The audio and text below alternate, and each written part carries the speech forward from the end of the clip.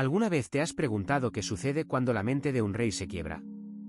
No hablo de una excentricidad o de un capricho, sino de una fractura profunda, de una oscuridad que se traga la razón y la convierte en una bestia hambrienta. Es una pregunta que nos incomoda, porque nos asusta pensar que la línea que separa la cordura de la locura es, a veces, terriblemente delgada. La historia que voy a contarte hoy nació precisamente en esa fractura, en el corazón roto de un rey irlandés del siglo VII. Es la historia de su hija, una joven llamada Dimpna. Y si decides quedarte, quizás descubras por qué su nombre se ha convertido en un susurro de esperanza para aquellos que caminan por los valles más oscuros de la mente. Te invito a que te suscribas a Vidas Santas, para que no te pierdas los relatos de aquellos que encontraron luz en medio de las sombras. En la Irlanda del siglo VII, la tierra aún olía a misterio. Era una isla de verdes intensos, de costas azotadas por un mar gris y de cielos que cambiaban de humor con la misma rapidez que un niño. El cristianismo había llegado, sí, con sus cruces de piedra y sus monjes que copiaban evangelios en celdas frías, pero las viejas creencias, las del muérdago y el roble, las de los dioses y diosas de la tierra, todavía se aferraban a las almas de muchos. En este mundo de dos luces, gobernaba un rey menor llamado Damon. Era un hombre forjado a la manera antigua, un pagano cuya fe residía en la fuerza de su brazo y en la lealtad de sus guerreros. Su corte era un lugar ruidoso, lleno del chocar de jarras de hidromiel, del sonido de las arpas y de las risas roncas de hombres que vivían y morían por la espada. Pero Damon tenía un ancla, un punto de calma en su mundo turbulento. Era su esposa, una mujer de noble cuna cuya belleza solo era superada por su fe. Ella era cristiana, una devota seguidora de ese nuevo Dios que hablaba de amor y de perdón, conceptos que a menudo parecían extraños en la corte de su marido. De su unión nació una niña, a quien llamaron Dimpna. La pequeña creció entre dos mundos. Por un lado, el mundo ruidoso y terrenal de su padre, lleno de banquetes, cacerías y el olor a cuero y a caballo. Por otro, el mundo silencioso y contemplativo de su madre, un mundo de oraciones susurradas al amanecer, del aroma a incienso y de historias de mártires y santos leídas a la luz de una vela.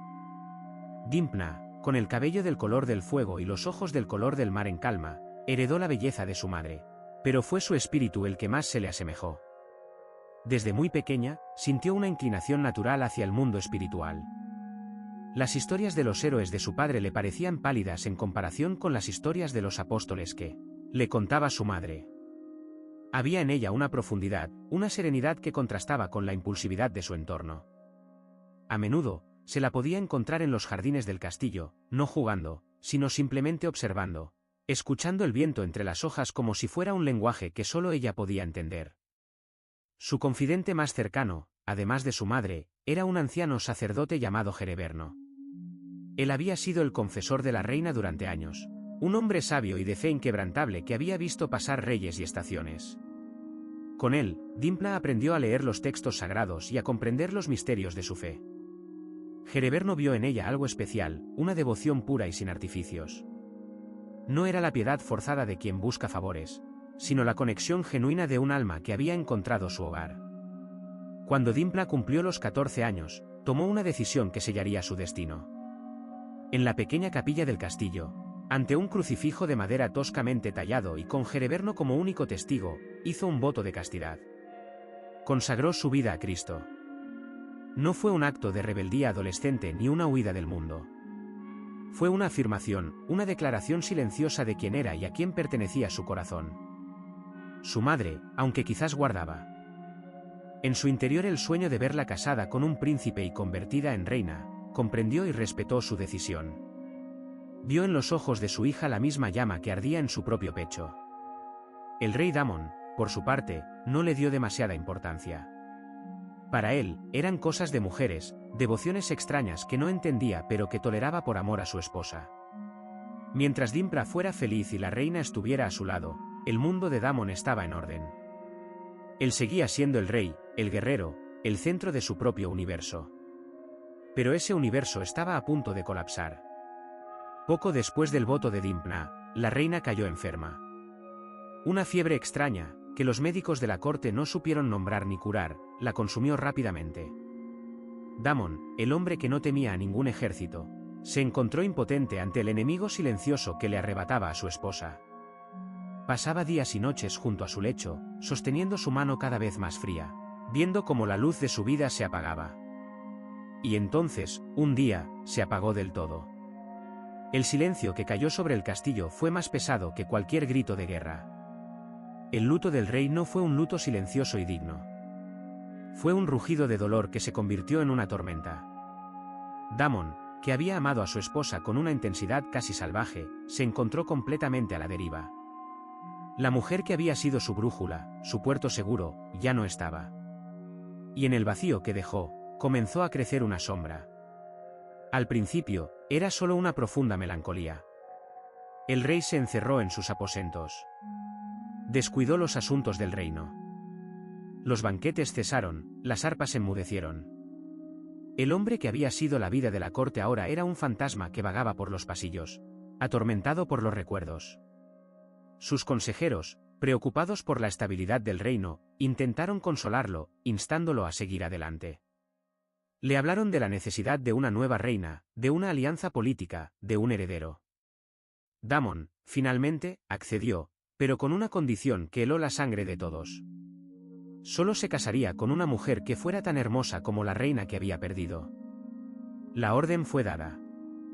Mensajeros recorrieron toda Irlanda, visitando cada corte, cada clan, buscando a la mujer que pudiera igualar la belleza de la difunta reina. Viajaron durante meses. Vieron a las hijas de otros reyes, a las nobles de las familias más antiguas. Pero siempre regresaban con la misma respuesta: no había nadie. Nadie podía compararse a ella. Y entonces, una tarde, mientras Damon observaba a su hija pasear por el jardín, la sombra que había estado creciendo en su mente tomó una forma monstruosa. Dimpna, ahora con 15 años, era el vivo retrato de su madre. Tenía sus mismos ojos, su misma sonrisa, la misma forma de inclinar la cabeza al escuchar. La pena del rey, retorcida y envenenada por la soledad, se transformó en una obsesión demencial. En su mente enferma, la solución a su dolor se hizo clara, terrible y simple. Si no podía encontrar a una mujer como su esposa, se casaría con la imagen viviente de ella. Se casaría con su propia hija.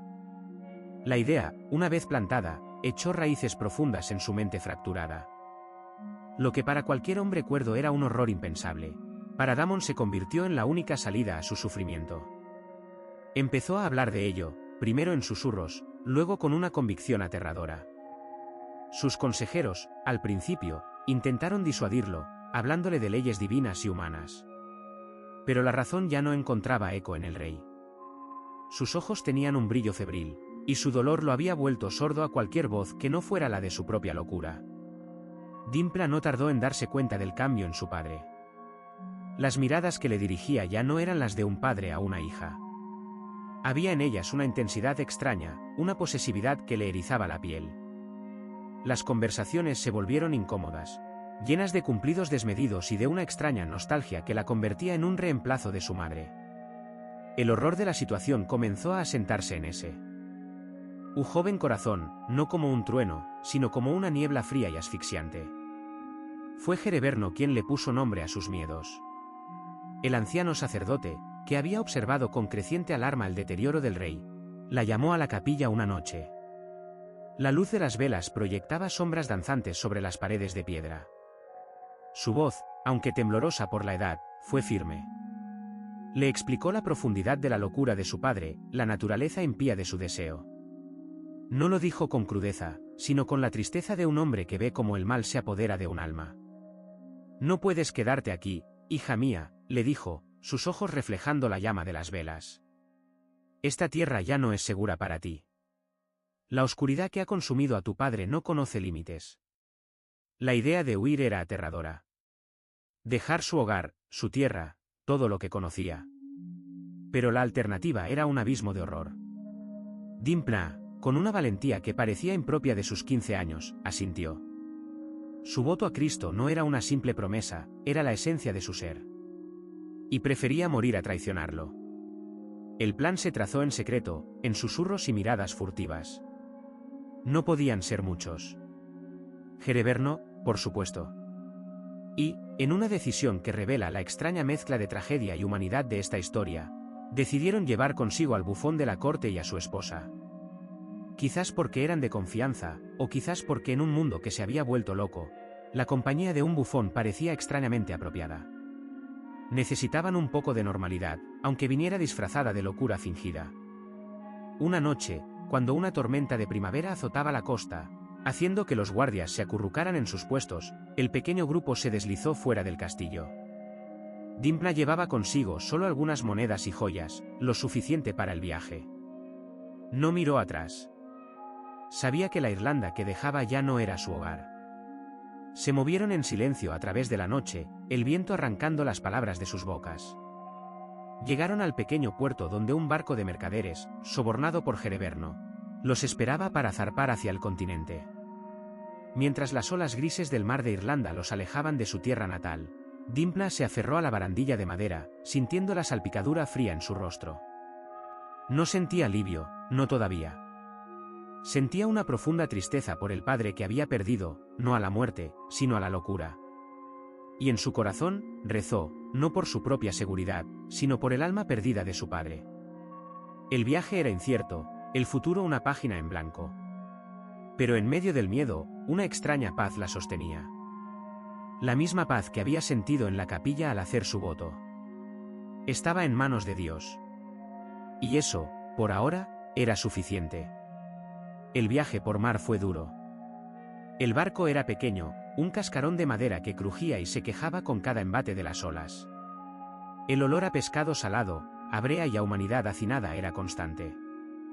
Dimpna, Hereverno y sus dos compañeros de la corte se mantuvieron apartados, un pequeño grupo de exiliados silenciosos entre los rudos marineros. Dimpna, acostumbrada a los jardines de un castillo, ahora dormía sobre un rollo de cuerdas ásperas, el frío del mar calándole los huesos. Pero no se quejó.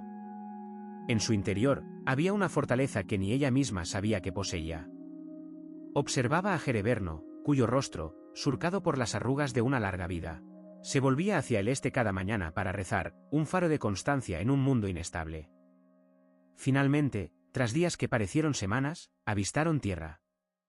No era la costa verde y familiar de Irlanda, sino una línea de tierra baja y arenosa, salpicada de bosques oscuros. Desembarcaron cerca de la desembocadura del río Escalda, en la región que hoy conocemos como Bélgica. El aire era diferente, más pesado. La gente hablaba una lengua extraña y gutural. Estaban solos, extranjeros en una tierra extraña. Se adentraron en el continente, buscando un lugar donde pasar desapercibidos. Viajaron a pie, siguiendo caminos de tierra que serpenteaban a través de densos bosques de robles y hayas. La región de Kempen era una tierra de brezales, pantanos y arena. Pequeñas aldeas de cabañas con techos de paja aparecían y desaparecían entre los árboles. Era un paisaje muy diferente a las colinas ondulantes de Irlanda. Finalmente, llegaron a un pequeño asentamiento llamado Geel. No era más que un claro en el bosque, unas cuantas granjas agrupadas alrededor de una capilla de madera dedicada a San Martín. Era un lugar tranquilo, remoto, perfecto para esconderse. La gente de Geel era sencilla, campesinos y leñadores acostumbrados a una vida de trabajo duro. Al principio, miraron con recelo a los extraños, a la joven de cabello rojizo con porte de princesa y al anciano sacerdote de ojos sabios. Pero la amabilidad de Dimpna y la serenidad de Hereverno pronto disiparon sus sospechas. Con las monedas que habían traído, compraron una pequeña parcela de tierra y construyeron una modesta ermita. Dimpna no tardó en dedicarse a lo que sentía que era su vocación. Con la ayuda de la esposa del bufón, comenzó a cuidar de los enfermos y de los pobres de la aldea. Su toque era suave, su voz calmada. Tenía una habilidad especial para consolar a los afligidos, para sentarse en silencio junto a los moribundos, ofreciendo no falsas promesas de curación, sino la simple y profunda compasión de su presencia. La gente del pueblo empezó a llamarla, con una mezcla de respeto y cariño, la Dama Santa. Mientras tanto, en Irlanda, la furia del rey Damon no había hecho más que crecer. El descubrimiento de la huida de su hija fue el golpe final para su mente ya destrozada. Su obsesión se convirtió en una rabia ciega. Envió soldados por toda Irlanda, pero no encontraron rastro de ella. Pasaron meses, quizás un año. El rey se consumía en su propia oscuridad. Y entonces, un día, el azar, o quizás la providencia, le dio una pista. uno de sus agentes, que estaba en el continente por otros asuntos, se topó con una moneda irlandesa en una posada de Amberes. Era una moneda poco común, una de las que Dimpna había llevado consigo. El posadero, al ser interrogado, recordó a la joven que la había usado, una muchacha de una belleza singular que viajaba con un anciano sacerdote. Dijo que se habían dirigido hacia el interior, hacia las tierras de Kempen. La pista era débil, pero para la mente obsesionada de Damon, fue un faro. Reunió a sus mejores hombres y zarpó hacia el continente. Su búsqueda ya no era la de un padre por su hija, sino la de un cazador tras su presa. Desembarcó y comenzó a seguir el rastro, preguntando en cada aldea, en cada granja, mostrando la moneda, describiendo a la joven. Y poco a poco, el rastro lo fue llevando, inexorablemente, hacia el pequeño y tranquilo pueblo de Geel. En Geel, la vida de Dimpna había encontrado un ritmo. Las mañanas las dedicaba a la oración en la ermita junto a Jereverno. Durante el día, atendía a los enfermos. Había en ella una paz que contagiaba a quienes la rodeaban. Había creado un pequeño oasis de caridad en medio del bosque. A veces, la nostalgia de su tierra la asaltaba, el recuerdo de su madre, incluso el recuerdo de su padre antes de que la oscuridad lo reclamara. Pero no permitía que la amargura anidara en su corazón. Había aceptado su nueva vida. Un día, un niño de la aldea llegó corriendo a la ermita, sin aliento, con los ojos desorbitados por el miedo. Habló de un grupo de soldados extranjeros, hombres de aspecto fiero con estandartes extraños, que habían llegado al pueblo y preguntaban por una joven irlandesa. El corazón de Dimpna se detuvo. Jereverno la miró, y en sus ojos no había miedo, sino una profunda resignación. Sabían que el momento había llegado. La paz había terminado. Damon y sus hombres no tardaron en encontrar la ermita. El rey desmontó de su caballo. Su aspecto era el de un hombre atormentado. Su barba estaba descuidada, sus ojos inyectados en sangre. Cuando vio a Dimpna, una expresión de triunfo y locura se apoderó de su rostro. «Te encontré», dijo, su voz ronca por la emoción. «Vendrás a casa conmigo. Serás mi reina». Dimpna lo miró, y por un momento, vio a través de la locura al padre que una vez había amado. Había dolor en sus ojos, no solo ira. «Padre», respondió ella, su voz temblando pero firme. «Yo soy tu hija. Y soy la esposa de Cristo. Nunca podré ser tu reina». Jereverno se interpuso entre ellos, con su frágil cuerpo como único escudo. «Señor, por el amor de Dios, deteneos. No sabéis lo que hacéis. Esta es una abominación a los ojos de Dios y de los hombres». La mención de Dios pareció enfurecer aún más a Damon. Para él, ese era el Dios que le había arrebatado a su esposa y que ahora le negaba a su hija. Con un grito de rabia, desenvainó su espada y, en un movimiento ciego, se abalanzó sobre el anciano sacerdote. Jereverno cayó al suelo, su túnica manchándose de un rojo oscuro. Dimpna ahogó un grito. El bufón y su esposa, que habían presenciado la escena horrorizados, fueron reducidos por los soldados. Damon se volvió hacia su hija. La espada goteaba sangre. «Ahora no hay nadie que se interponga entre nosotros», gruñó, acercándose a ella. «Volverás a Irlanda conmigo». Dimpna se arrodilló, no ante él, sino junto al cuerpo de Jereverno. Cerró los ojos por un instante. Cuando los abrió, no había miedo en ellos, solo una resolución inquebrantable. Se puso de pie y miró a su padre. «Prefiero morir», dijo en voz baja, pero con una claridad que resonó en el silencio del bosque. Esa fue la última palabra que pronunció. La negativa final, la defensa de su voto hasta el último aliento, fue la chispa que encendió el polvorín de la locura de Damon. Ciego de furia, levantó su propia espada, la misma espada con la que había defendido su reino, y la descargó sobre su propia hija. Dimpna cayó junto a su fiel confesor. El lirio de Irlanda, como la llamarían más tarde, había sido cortado. Los soldados se quedaron paralizados, horrorizados por lo que su rey acababa de hacer. Damon se quedó de pie, con la espada en la mano, mirando los dos cuerpos en el suelo.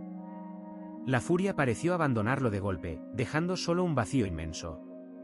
Quizás, en ese momento de claridad terrible, comprendió la magnitud de su acto. Sin decir una palabra, se dio la vuelta, montó en su caballo y se marchó, seguido en silencio por sus hombres, dejando atrás la carnicería que había provocado. Cuando los soldados se fueron, el silencio regresó al claro del bosque, un silencio ahora profanado por la tragedia. Los habitantes de Geel, que se habían escondido en sus casas, salieron lentamente, atraídos por una curiosidad mórbida y un profundo sentimiento de pérdida. Encontraron los cuerpos de la joven que los había cuidado y del anciano sacerdote que los había guiado. Con reverencia y tristeza, envolvieron los cuerpos en lienzos blancos y los llevaron a una pequeña cueva cercana, el único lugar que pudieron ofrecer como tumba. Allí, en la oscuridad de la tierra, Dimpla y Hereverno descansaron juntos. La historia, parecía, había terminado. Pero en realidad, no había hecho más que empezar. Los años pasaron. El recuerdo de la joven irlandesa y del sacerdote asesinado se convirtió en una leyenda local, una historia triste que los abuelos contaban a sus nietos en las largas noches de invierno. La ermita que habían construido fue abandonada y poco a poco la naturaleza la reclamó. La cueva donde yacían sus cuerpos se convirtió en un lugar que los niños evitaban, un sitio marcado por el dolor. Pero la memoria de la bondad de Dimpla no desapareció del todo. A veces, cuando alguien en el pueblo sufría de una pena profunda, de lo que ellos llamaban una nube en el alma, la gente decía en voz baja: reza a la muchacha irlandesa. Ella entendía de estas cosas. Era un culto popular, no oficial, nacido del recuerdo y la gratitud. Un día, un grupo de hombres que sufrían de graves afecciones mentales, lo que hoy llamaríamos epilepsia o psicosis, fueron llevados a Geel por sus familias. Habían oído la leyenda y, desesperado, buscaban cualquier atisbo de esperanza. Llegaron al pueblo y preguntaron por la tumba de la Aldama Santa. Los aldeanos, un poco sorprendidos, los guiaron hasta la cueva. Esa noche, los hombres durmieron sobre la tierra que cubría los restos de Dimpla y Hereverno. Y entonces, ocurrió algo que nadie pudo explicar. A la mañana siguiente, cuando el sol se filtraba entre los árboles, los hombres despertaron. Pero no eran los mismos. La agitación había desaparecido de sus ojos. La confusión que nublaba sus mentes se había disipado. Estaban tranquilos, lúcidos. No fue una curación repentina y espectacular, como un rayo caído del cielo. Fue más bien como el amanecer, una luz que regresa suavemente después de una larga noche. Sus familias, que esperaban poco o nada, se quedaron atónitas, con lágrimas de incredulidad y alegría corriendo por sus rostros. La noticia de esta curación inexplicable se extendió como el fuego en un campo seco. Primero a las aldeas vecinas, luego a las ciudades más lejanas. La gente empezó a hablar de la tumba de Geel como un lugar de milagros. Más y más personas comenzaron a llegar, trayendo a sus seres queridos que sufrían de enfermedades mentales. No eran peregrinaciones organizadas, sino viajes desesperados de gente común que buscaba alivio para un sufrimiento que nadie más parecía entender o querer. Los habitantes de Geel se encontraron en una situación inesperada. Su pequeño y tranquilo pueblo se estaba convirtiendo en un destino para los afligidos. Al principio, quizás no supieron cómo reaccionar. Pero recordaron a Dimpla. Recordaron cómo ella había abierto su corazón y su hogar a los necesitados, sin pedir nada a cambio. Y en ese recuerdo, encontraron su vocación. Comenzaron a acoger a los peregrinos en sus propias casas. No en un anexo, no en un granero, sino en sus hogares, como si fueran de la familia. Les ofrecían una cama, un lugar en su mesa, un trabajo sencillo en la granja o en el taller. No los trataban como locos o como pacientes, sino como huéspedes, como personas. Descubrieron que el trabajo físico, la rutina de la vida diaria y, sobre todo, la simple aceptación y la amabilidad, tenían un poder curativo inmenso. Con el tiempo, las autoridades de la iglesia oyeron hablar de los sucesos de Geel. Se realizó una investigación. Los cuerpos de la cueva fueron exhumados, según la tradición. Se encontró una pequeña baldosa de piedra sobre el pecho de Dimpla con la inscripción: aquí yace la Santa Virgen y Mártir, Dimpla. Sus reliquias fueron trasladadas con gran ceremonia a la iglesia del pueblo, que fue reconstruida y dedicada a ella. Dimpla fue oficialmente canonizada, reconocida como santa y mártir. Pero el verdadero milagro de Geel no fueron solo las curaciones inexplicables. El verdadero milagro fue la comunidad que nació de su legado. A lo largo de los siglos, mientras el resto de Europa encerraba a los enfermos mentales en asilos sombríos, tratándolos como bestias o como poseídos por el demonio, Geel desarrolló un sistema único de cuidado. Un sistema basado en la compasión, la inclusión y la dignidad humana. Las familias del pueblo, de generación en generación, continuaron acogiendo a los huéspedes, integrándolos en la vida cotidiana de la comunidad. ¿Te das cuenta de lo extraordinario que es esto? En una época de miedo y superstición, la gente de un pequeño pueblo, inspirada por el ejemplo de una joven refugiada, decidió responder a la enfermedad mental no con cadenas, sino con un abrazo. No con el aislamiento, sino con la comunidad. Crearon un santuario, no solo de piedra, sino de corazones abiertos. Hoy en día, esa tradición continúa. Geel sigue siendo mundialmente famosa por su modelo de atención psiquiátrica. Cientos de personas con enfermedades mentales viven con familias de acogida, compartiendo sus vidas, sus alegrías y sus penas. Ya no los llaman huéspedes, sino pensionarios. Participan en la vida del pueblo, van de compras, toman un café, son parte del tejido social. No es una utopía, por supuesto. Hay desafíos y dificultades. Pero es un testimonio viviente de que hay otra forma de tratar a los más vulnerables entre nosotros. Una forma que nació del sacrificio de una joven hace más de 1300 años. La historia de Santa Dimpla no es solo la historia de una mártir que defendió su pureza. Es la historia de cómo un acto de fe y valentía frente a la locura y la violencia puede plantar una semilla que florece de formas inesperadas a lo largo de los siglos. Su padre, en su oscuridad, intentó poseerla y destruirla. Pero al final, fue la luz de Dimpla la que perduró. Su legado no es una corona terrenal, sino una ciudad entera que se convirtió en un refugio para las mentes heridas. Quizás, la lección más profunda de su vida no es solo sobre la fe, sino sobre la compasión. Nos recuerda que las heridas más profundas no siempre son las que se ven. Y que la mejor manera de sanar, a menudo, no es con un remedio mágico, sino con la simple y radical decencia de tratar a cada persona, sin importar cuán rota parezca, con dignidad, respeto y amor. La joven princesa que huyó de la locura de un rey se convirtió, sin saberlo, en un faro de esperanza para todos aquellos que navegan por las aguas turbulentas de la mente. Y su luz, de alguna manera, sigue brillando en el pequeño pueblo de Geel, recordándonos que incluso en las historias más oscuras, la humanidad puede encontrar una manera de sanar. Gracias por acompañarnos en este viaje a la vida de Santa Dimpla. Si su historia te ha conmovido, te invito a suscribirte al canal Vidas Santas y a compartir este vídeo, para que su mensaje de compasión y esperanza pueda llegar a más personas. Nos vemos en la próxima historia.